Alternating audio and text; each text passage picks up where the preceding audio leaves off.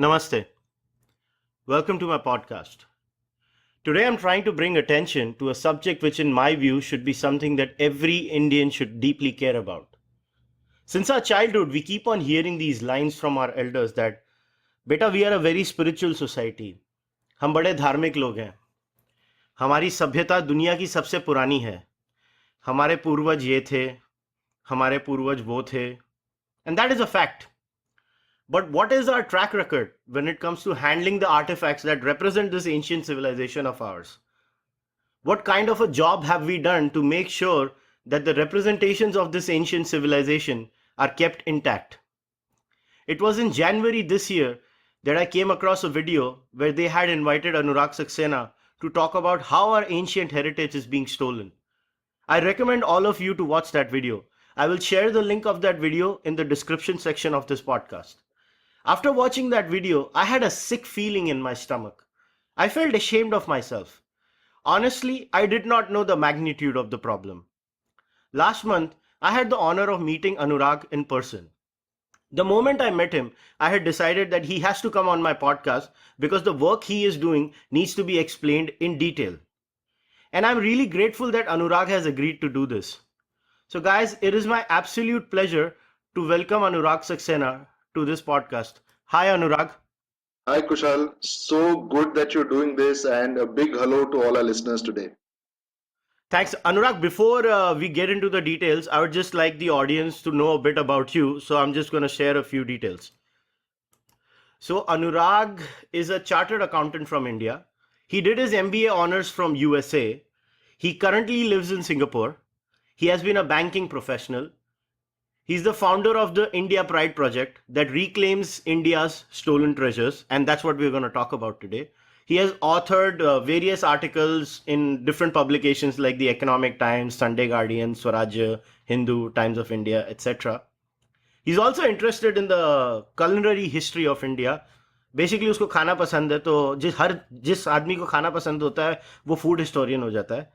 So, Anuraag, my question, or I would like to start this conversation by requesting you to explain a bit of the background of what you guys do and how and why did you start this work? Well, the background is actually not as cool or as sexy as I would like it to sound. इसका फंडा बड़ा simple था यार कि I first left India in 1998. And you go around in museums and you go around the world and you see how well they are taking care of their own heritage and respecting it so much and displaying it so well, and B, how much of respect and care they take of Indian heritage. And that kind of made me feel really bad कि यार ये हम लोग अपना घर की मुर्गी दाल बराबर types का जो बोलते हैं कि we ourselves are not able to take care of our heritage. You go into an old fort, you go into an old temple, and you see people littering all over it.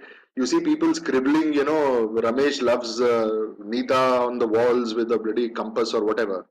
And that just made me feel, what is it about us that we are not able to respect the very heritage for which India is so known and so famous and so respected across the world.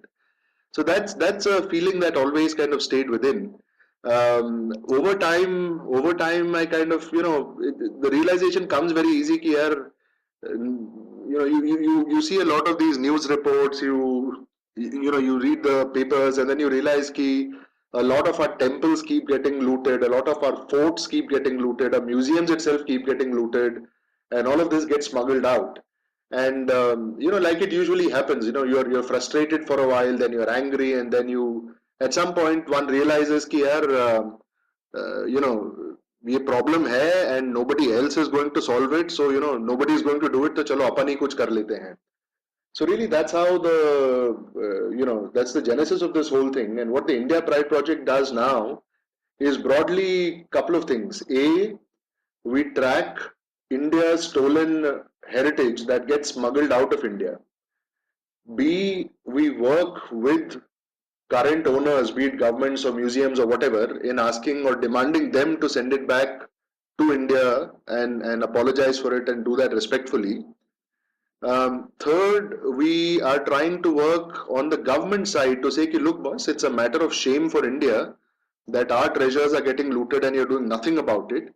So we try and kind of build or increase the appetite in the government, that they try and look at this issue as priority, which unfortunately in the last 70 years India has not done. So mote level pe, tracing our heritage, bringing it back, and then making sure the government and people understand their role in in protecting our own heritage back home. That's basically what India Pride project is about. Okay, so you mentioned a very important point over here. You said you guys actually trace the heritage. Now, that seems to be, to me at least, a lot of work.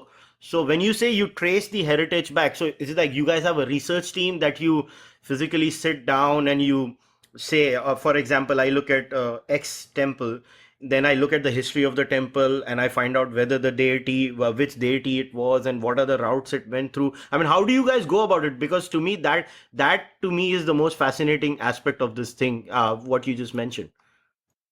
Kushal, Kushal, if I told you that, I'd have to kill you. But on a more serious note, yes, it is a very fascinating aspect. Um, Interestingly, the subject of researching stolen statues is not a very new subject, while India Pride project is very new. So there's a lot of people that have been doing it in the past. So if you look at Rajasthan and Gujarat as an example, there's Dr. Kirit Mankoti in Mumbai, who's made it his life's work to do this. If you look at Tamil Nadu, there's this good friend of mine, Vijay Kumar, who specifically focuses on Chola statues, right? So there's quite a few people within India and outside that are focusing on India's stolen heritage. And that, of course, is a very, very painstaking process. It involves documenting the history of the temple. It involves finding out about the crime itself, ki how was something looted.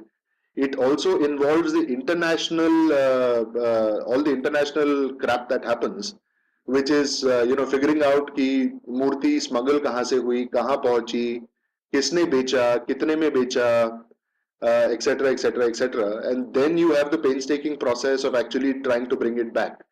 So yes, you're right. It is a very tough process, and we should be as Indians very proud of people like Dr. Kirit Mankoti, like Vijay, like Donna Yates, like Michaela Boland, like Jason Felch, who are really dedicating a very large chunk of their energy to tracing stolen Indian heritage.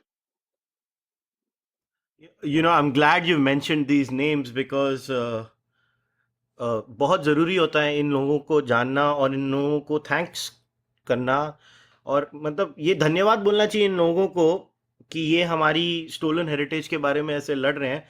मगर अभी जैसे आपने कहा, अभी you just explain that there is a lot of system involved and obviously government will play a huge role in all of this. When I say the government, I mean the bureaucracy by itself, or the state as a body. It's not about a political party or b political party. So recently when we had met and you had given this presentation about the entire project, there was the government aspect of it, and there were some problems that you guys face regularly when it comes to the government aspect. I actually wanted you to share that side of the story with the audience. Can so just share what has been the experience till now of dealing with the state, about as in the government of India, the entire machinery. Well, so here is the thing. I'll start with a very small example, recent example, and then get into the bigger problem. Right now, a few months back, I'm sure you all remember that Prime Minister Modi had gone to Washington for his trip to the US. Now, while he was in the US, the Prime Minister, along with Loretta Finch, who's the Attorney General of the US, so both of them got on stage where Loretta Finch offered 200 temple statues or stolen Indian heritage back to Modi ji.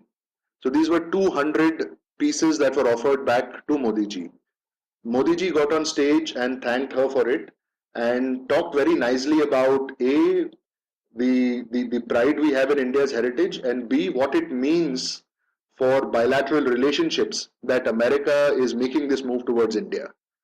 Now, all well and done, the newspapers covered it, news channels covered it, live telecast, falana timkana, pura game ho gaya. Of these 200 statues that were offered back, our officials went back and brought back only 8. So let me repeat this, right? The US officially offered Prime Minister Modi 200 Indian artifacts, but the bureaucrats went back and brought back only 8 of those 200. And that's the unfortunate, that's just one example of the many situations which we have to face where bureaucrats just don't care. Now, I think, I don't blame any individual or agency or bureaucrat. The fact is, there is 70 years of rot and rust which will take ages to clear out, right? The Archaeological Survey of India, whose job it is to do this, they are seriously understaffed. B, it is not made a priority for them to say कि आप ये काम आके कीजिए. C, they actually don't have the expertise to get this done because 70 साल में जो चीज आपने किया नहीं, 70 साल में जो आपने किया नहीं वो आज आप कहाँ से सीख लोगे करना. So I think what the government really needs to do is just like Cambodia or Italy or many other countries, they need to have a separate heritage police or heritage wing whose job it is to bring these statues home or to bring this heritage home, right? And unfortunately, I don't see that happening today. So basically, what you're saying is, like every other thing in India, the government sucks at this too. And trust me, I'm not an anti-government guy. I'm actually someone who has a soft corner for the government of India per se. I believe the government tries to do its job in some places, but yeah, in this country, the Babus have kind of betrayed us in a major way. But okay, now we know this problem is there. So how do we solve it? I mean, I know we have to make a proposal to the government of India. I understand that aspect. But have you guys made a formal representation to the government about, you just mentioned this separate heritage wing in within the government? Have you guys sent these feelers to the current government? Has the current government actually taken in the feedback? What is the status as of now about this specific idea of the heritage wing? So look, I think there are two aspects to it, right? So one is, and we have to differentiate the bureaucracy from the politicians in this particular aspect, in this particular subject. Um, as far as any politician is concerned, जब तक public outcry नहीं होता, it is very difficult for them to recognize the seriousness of the issue. Just like each of us in our offices, there are things that are urgent and then there are things that are important. Each of us ends up spending 80% of our day on what is urgent, not what is important. So for me, as an example, it is urgent that I send out a particular emails, I go for particular meetings, I buy dhania mirchi on the way home because my wife has asked me to buy it. All of that is urgent stuff which takes up my day. However, it's important for me to lose weight and get healthy, but I'm never able to do that. Unfortunately, that I think that's something which impacts our government, especially in a large, complicated country like India. So what we have to do, and I guess each citizen and or each listener of this podcast has this responsibility, कि आप इस issue को एक मुद्दा बनाएं और government को collectively बताएं कि boss this issue is important and it is urgent. It is not an issue that you can put in the back burner. It is something that we demand of you, right? क्योंकि तब तक जब तक आप केवल मतलब free की blanket और फ्री की इलेक्ट्रिसिटी और रोड पे गड्ढा भरवाते रहोगे तब तक केवल वही होता रहेगा. जब आप बोलो कि no boss, we care about our nation and we care about India's position in the world and we can't see India getting looted and the world spitting on our face, तब तक government will not bother about it. So I think each of us has to figure out how we make that noise and get our voice heard within the government. Because unless that happens, a politician will not move, a bureaucrat will not move, nothing will ever move. Remember what I told you, it's 70 years of rust and machine जो है वो अटक के रह गई क्योंकि इतना जंग जम गया है कि गेयर्स घूम ही नहीं रहे. तो वो गेयर्स तभी घूमेंगे जब हथौड़े से मारे जाएं. That is true. And आपकी इंक टॉक्स में आपने स्टार्ट में एक बहुत ही सुंदर स्टोरी बताई थी एक टेम्पल की. सो so that our audience get a perspective of why they should be part of this, I just want you to narrate that story of the temple, of how you had explained what changes in an entire village once the deity comes back. Can you narrate that story for the audience? Yep, and if I have time, I'd like to narrate two different stories for audiences that have two different sets of emotions, right? The first is the story about faith, about what it means to a particular town or a village or whatever it is, to have a temple space and a deity. And I think, unfortunately, शहरों में urban lives and urban, kids like you and me that grow up in cities don't really realize it. आप अगर आप एक गांव में जाते हैं तो वहां पे there are only 2 or 3 places for people to socialize. I mean, you and me will socialize at a restaurant or a mall or a whatever, a pub or a coffee shop, etc., etc., right? In a village एक बरगद का पेड़ होता है, एक मंदिर होता है और एक कुआं होता है. That's all that they have. Those are the public spaces for people to socialise. वहीं पे बच्चों का नामकरण होता है, वहीं पे शादी की मुंह दिखाई होती है, शादियां होती है, श्राद्ध होता है. मतलब before the time you are born till after the time you die, a temple is a very integral part of the social fabric or of your own life in a village. Now, when you take the deity away, as it happened in that particular village in Tamil Nadu, there was no reason for people to go back to that temple. And not just that the temple get destroyed. I mean, if you see the video, you'll see pictures of creepers and basically nobody around there. Not just was the temple destroyed, but the social relationships and social fabric in that village was destroyed. Till the time that we found this particular murti in Australia and pressurized the Australian government through media to give this back. And you should see a picture of what happens to that temple and that village जब ये मूर्ति वापस आती है, right? And मतलब literally उस village का चेहरा बदल जाता है. I mean, you have women wearing new sarees, you have men going to the barber getting a shave, starch की लुंगी पहन के आते हैं पुनर्स्थापना के लिए, पूजा के लिए, etc., etc. And suddenly the life of the village comes back once their temple is given CPR essentially. So I think we in urban cities and societies, it's what is called the tyranny of distance. We don't realize कि जो हमसे दूर रहता है उसकी life हमसे कितनी अलग है, और ऐसे कौन से स्ट्रक्चर्स हैं जो उसकी लाइफ के लिए इंपॉर्टेंट है या इस देश के लिए इंपॉर्टेंट है. We just don't realise that. It's true. और our country is known for these things. हमारे देश में तो वो हालत यही है ना कि मेरी गली के बाहर क्या हो रहा है इसके बारे में भी लोगों को नहीं पता है.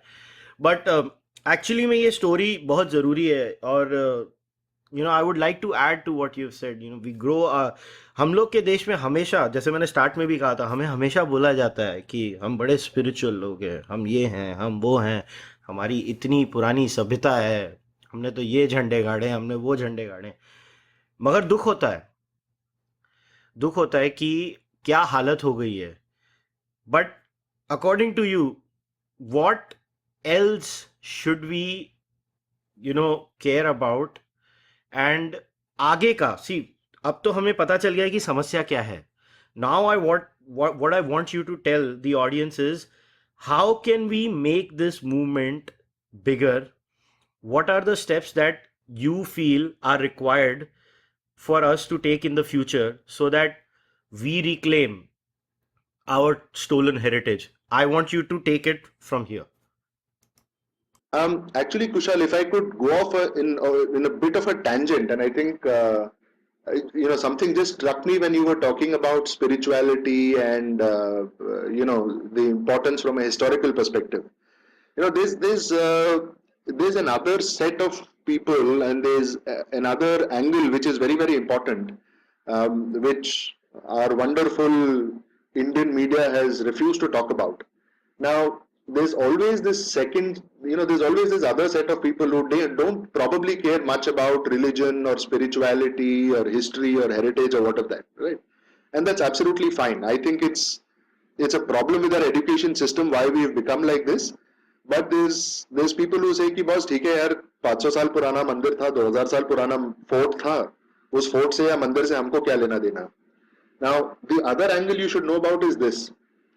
The United Nations Security Council, and this is very very important, and I'm coming to a national security and a defense related issue. The United Nations Security Council passed a resolution last year. It's called Resolution 2199. You should Google it up. The resolution essentially says that heritage theft and heritage smuggling is now a line item or one of the revenue items for ISIS. Now, this is really important. This is the first time an organization like the United Nations has drawn a link between heritage crimes and terror funding. So what's really happening is, even if you don't care about Sabhyata and Sanskar and heritage and temple and fort, you should still care about this issue because our heritage is being stolen and smuggled and sold, and with that money, ISIS is buying bombs to throw back on us. And that I think is the bigger issue, at least in my view, that doesn't get talked about too much. So you've just brought in the media, so I can assure you now that you mentioned कि हमारी media इसके बारे में बात नहीं करेगी, मगर अभी आपने बताया कि आईसिस इसकी मदद ले रही है, so मीडिया वाले अभी पक्का इसके बारे में बात करेंगे, मगर वो दूसरा ट्विस्ट देंगे. They'll make it an issue of secularism in India, how fascist forces are hurting the secular fabric by getting back the old gods in India. So वो तो हमारी मीडिया तो महान है, but now now that we have established the the side where we know why it is important, now obviously this is a continual movement. I had just asked you before this before in the last half also, what do we do now? What is the road ahead? हमें क्या करना चाहिए? Obviously I have an idea too, which I will share in the on the podcast, which I had shared with you a month ago, but I want you to explain to our audiences हमें क्या करना चाहिए इस movement को बड़ा करने के लिए, और नॉट जस्ट की be a part of it. Is there a concrete plan? जैसे अभी इंडिया के अलग अलग कोनों में ये मूर्तियां हो सकती हैं जो गुमी हैं और जो क्या कर सकती हैं. So how do people get hold of you guys? How do they contact you? What is the process? Okay, so there are two different sets of actions that are required. There is action required from the government, and then there is action required by us. Today I don't want to talk about government वाले actions because उनको जो करना है जब करना है वो तब करेंगे. उस पे आपका और मेरा दिमाग खराब करके उसमें कोई फायदा नहीं है. So I want to talk about the actions we should take as citizens. The problem, the challenge today is not figuring out कि कौन सी मूर्ति चोरी हुई, कहाँ गई है, etc. etc. Because the fact remains that there are more statues that are waiting to come to India than India is taking back. So from a supply chain or a pipeline perspective, the problem is not figuring out कि क्या चोरी हुआ और कहाँ है. The problem is in India waking up and saying कि हाँ जी हम वापस लेते हैं इसको. Right. Now here are three things that any individual can do. One is make as much noise about it as you can to your local MLA, to your MP, to whoever you can. Right. Just make sure that they are not able to ignore this particular issue, right? Write letters to them, stand up in public meeting and ask questions, etc., etc., etc. The second thing that you can do, if you don't have a local level challenge, is you create content and fill up for the gap that the media is presenting. So Kushal talked about something very interesting, right? This whole Burhan wali case, media का इसमें fundamental issue ये था कि यार देखो बेचारा school master का बच्चा है, स्कूल प्रिंसिपल का बच्चा है, वो पटाखे फोड़ नहीं पाया, आपने उसको गोली मार दी. So the second thing each of us need to do is to be very aware of the manipulation that media is engaging in and the amount to which it is being misguided, or we are being misguided. And I'll give you a specific example, right? When I look at our project, India Pride project, we have foreign media talking more about this particular issue and about us than we have Indian media. I have gotten invited to universities in London and Singapore and this and that to speak about this particular problem. I have never gotten invited to any university in India. मैं JNU की बात नहीं कर रहा हूँ, any other university, and that's how much people are trying to kill this particular narrative. So the second thing you all need to do is to become a broadcasting station on your own and make people around you aware of this particular challenge. The third thing that you should do is our Twitter handle is at India Pride Proj, and I'm sure we can put it in the description. My Twitter handle is at ANURAAG underscore Saxena, SAXENA. Engage in conversations with us. We really love this to be an interactive process rather than a one-way process. I want each of you to feel it is your bloody project and not mine. You tell me what you can do about bringing back pride to India through bringing back India's heritage. That's our one-line statement. Right. So A, write to the government, self-organize, put pressure on the government to do more. B, become your own broadcast station, start talking about this subject. C, you give us ideas on what you can do, because at the end of the day, I don't want this project to be limited by either my life or my inventiveness. Right, so you come up with your ideas, and that's the only way we will build a nation that we and our children are proud of. Yeah, and I would like to add that the hashtag for this movement on Twitter is hashtag bring our gods back home. So anytime anyone talks about this, always remember the hashtag is bring our gods home. I'm sorry, back home, nahi, bring our gods home. I'll share the hashtag in the description section of the podcast. Now, I wanted to add something to what Anurag has said. See, it's very important to realize that when we talk about our heritage, most people associate heritage with divinity. Now, as some of the regular listeners of the podcast know that I'm a निरीश्वरवादी. इसका सिर्फ divinity से connection नहीं है, ये हमारे देश का culture है, और कल्चर और सिविलाइजेशनल कंटिन्यूटी बहुत ज़रूरी होती है. अगर कल्चर और सिविलाइजेशनल कंटिन्यूटी चली गई तो हम कंफ्यूज बन जाते हैं. और मानो या ना मानो, अगर आप upper middle class and above Indian हो, और अगर आप अपनी कल्चर और सिविलाइजेशन की बात अगर अपने डाइनिंग टेबल्स या अपने सोफ़ों पे बैठ के अपने सो कॉल्ड कोट कूल दोस्तों से बात करते हो, तो उनकी शक्लें देखने वाली होती हैं.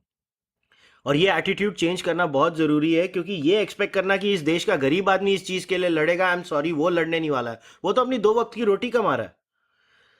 ये चीज़ वो लोग कर सकते हैं जो रिलेटिवली फाइनेंशियली स्टेबल हैं, जिनकी लाइफ में थोड़ी स्थिरता है. मैं नहीं कह रहा हूं कि गरीबों का कल्चर नहीं है ये. इनफैक्ट इस देश का कल्चर सिर्फ गरीबों ने बचा के रखा हुआ है, अमीरों ने नहीं बचाया इस देश का कल्चर. गरीब ही अटैच्ड है इस देश के कल्चर से. मगर especially for folks who are in the higher or low, middle to higher income groups, they need to care about this because they have the requisite time to take care. Like, I am openly saying something. मैं आज आप लोगों को कह रहा हूं कि at least when it comes two things in Maharashtra, if you guys find anything, please contact me.